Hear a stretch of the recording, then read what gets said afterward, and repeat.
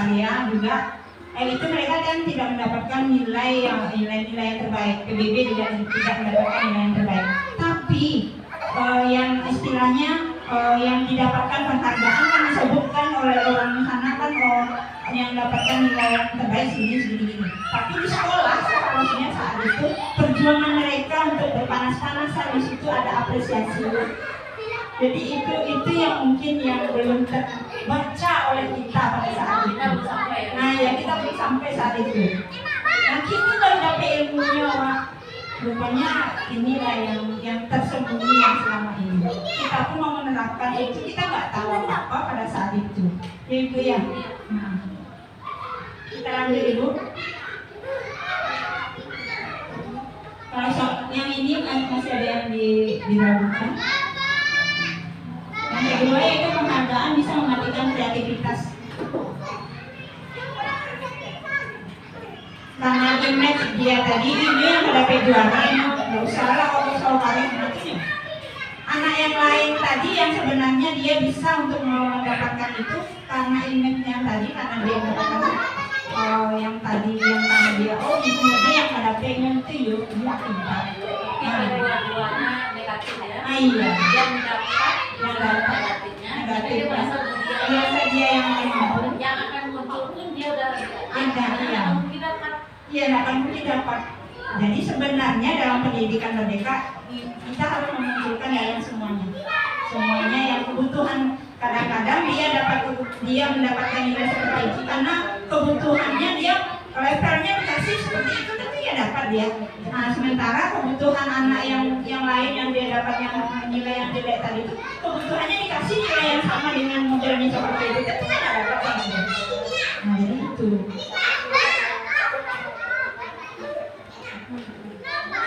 Jadi ini yang perlu kita ingat-ingat terus ya Bapak Ibu semuanya dalam. Lalu istilahnya yang terakhir itu fokus pada proses, tidak pada hasil. Istilahnya kalau saya udah nampak sebenarnya waktu baru masuk dan terakhir mau pindah itu Ibu. Alhamdulillah bukan memuji Ibu kepala sekolah enggak ya. Model yang saya lihat berapa modul yang saya baca itu yang sudah saya lihat rupanya ada pada dari Ibu kepala. Istilahnya alhamdulillah. Istilahnya jadi aku mikirnya gitu. Sebelumnya lalu momen-momen itu akhirnya terputar kembali di kepala saya gitu. Bukannya memuji tidak itu istilahnya adalah idola yang bisa mencontohkan seperti itu. Jadi saya sangat berterima kasih untuk bisa bergabung di sekolah kembali.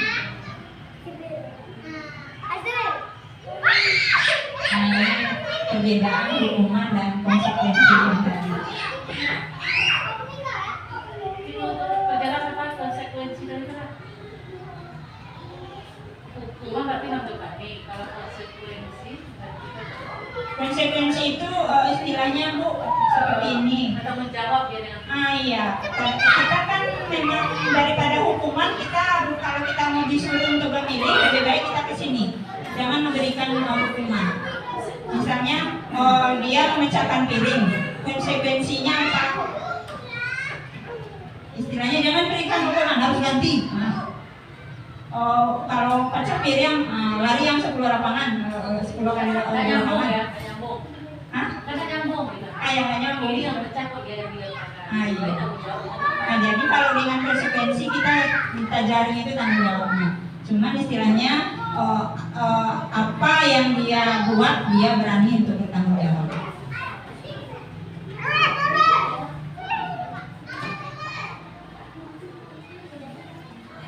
Ini jenis-jenis hukuman yang sering kita temukan. Mengganti kertas tugas teman yang telah dicoret-coret itu kan karena dia mencoret punya teman digantinya dengan yang baru, bukan diberikan hukuman. Untuk ini udah ya Pak. Berkelahilah mereka.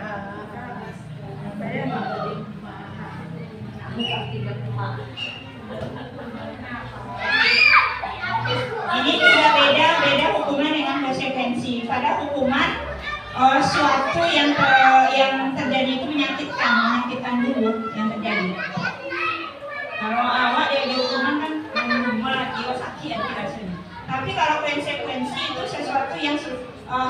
terjadi yang misalnya pecahnya piring, dia harus ganti dengan piring yang baru, yang akan terjadi.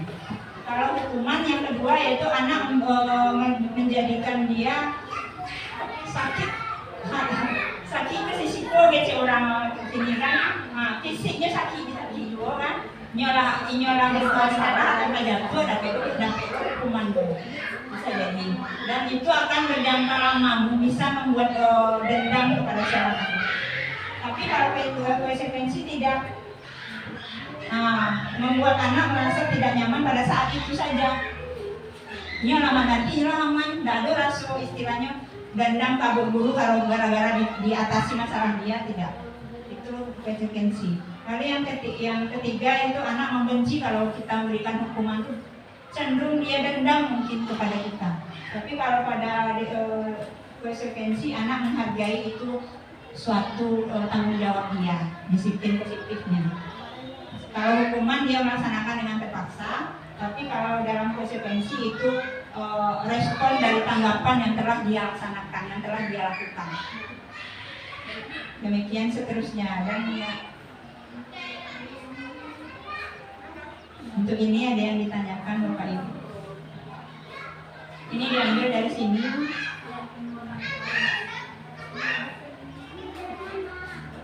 Kita lanjut ya.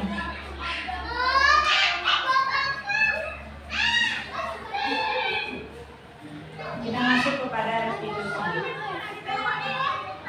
Restitusi adalah proses menciptakan kondisi bagi murid yang memperbaiki kesalahan mereka sehingga mereka bisa kembali pada kelompok mereka dengan karakter yang lebih kuat.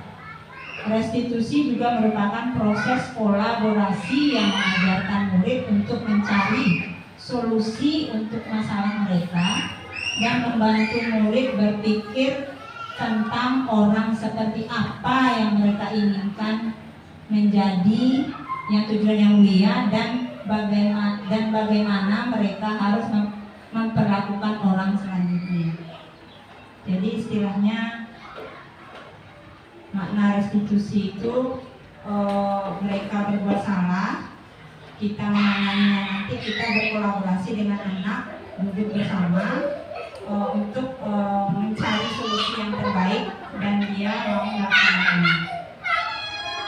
Tidak ada hukuman lagi, tidak ada konsekuensi lagi.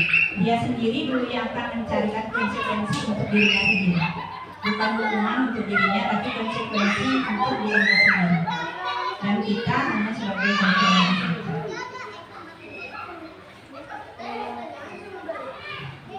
Nampak? Gak ibu bedanya.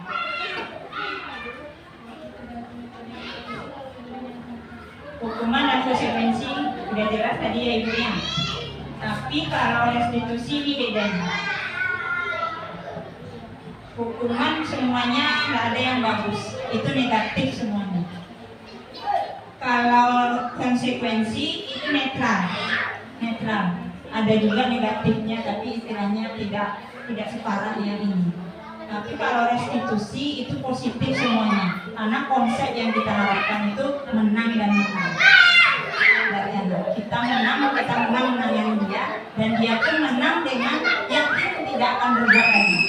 Nah, jadi istilahnya ujung akhirnya menang dan menang. Ini untuk menguatkan dia. Di saat ini yang jadi korban itu dapat penggantian. Tapi kalau istilah dalam ini perbedaannya nampak sekali. Dalam konsekuensi, walaupun dia dapat tanggung jawab, dia bertanggung jawab, misalnya dia memecahkan piring atau memukul temannya, ada konsekuensinya. Yang korban itu jarang kita berikan sesuatu bimbingan kepada dia. Kita fokus kepada pelaku saja. Jadi korban bisa terabaikan. Tapi di sini kalau di restitusi, korban itu mendapatkan penggantian. Misalnya ditariknya kancing bajunya, lalu nanti osi yang menarik itu nanti dia mencarikan solusi. Nanti saya yang menjahitnya Bu, saya minta tolong sama orang lain. Jadi dia dapatkan penggantinya dari perlakuan dari temannya itu. Bisa aku potong betul. Iya ibu. Kita di sekolah ini apalagi di sampai kuliah itu kayak itu dari kita semua orang kali dan kalau ini atau mana kok Iya. dia Iya, nanti bisa kita terapkan restitusi ini. Waktunya cuma 30 detik ibu.